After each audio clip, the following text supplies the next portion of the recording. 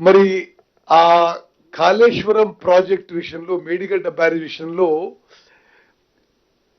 ఎన్నికల్లో మా హామీ మేరకు మా ప్రియతమ నాయకులు రాహుల్ గాంధీ గారు, ఆనాటి పిసిసి అధ్యక్షుడు రేవంత్ రెడ్డి గారు మేడిగడ్డ బ్యారేజ్ కుంగిపోయిన తర్వాత ఆ బ్యారేజ్ మీద పోయి పర్సనల్ కూడా చూడడం జరిగింది.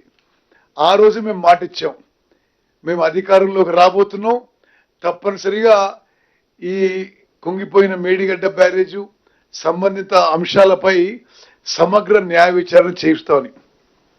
As a result of our election assurance, మేము అధికారంలో వచ్చిన 2-3 నెలలకి justice supreme court judge justice Pinaki Chandra Ghosh, one of the most distinguished jurist and judges of India, వారి ఆధ్వర్యంలో ఒక 1-man జ్యుడిషియల్ కమిషన్ ఏర్పాటు చేయడం జరిగింది. జస్టిస్ పిసి ఘోష్ గురించి మీకు ఒక 10-20 సెకండ్స్లో చెప్తాను. వారు కల్కటా హైకోర్టులో జడ్జిగా ఉన్నారు, ఆంధ్రప్రదేశ్ హైకోర్టులో చీఫ్ జస్టిస్గా ఉన్నారు, సుప్రీంకోర్టు జడ్జిగా ఉన్నారు, భారతదేశానికే మొదటి లోక్పాల్.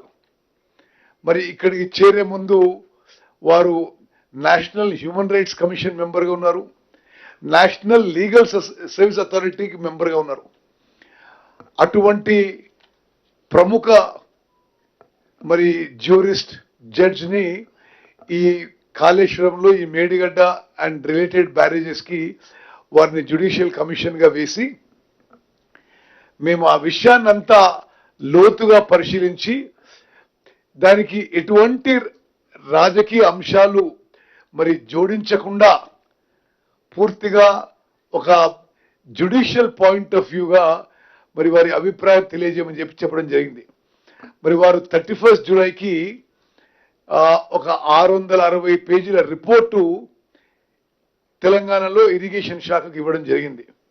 మేము ముఖ్యమంత్రి గారికి ఆ 665 పేజీల రిపోర్టు చీఫ్ మినిస్టర్ గారికి ఇవ్వడం జరిగింది. వారు 3 అధికారులతో కమిటీ వేశారు, ఇరిగేషన్ సెక్రటరీ, జిఏడి సెక్రటరీ, లా సెక్రటరీ. ఈ 660 పేజీల రిపోర్టు దాన్ని సమ్మరైజ్ చేసి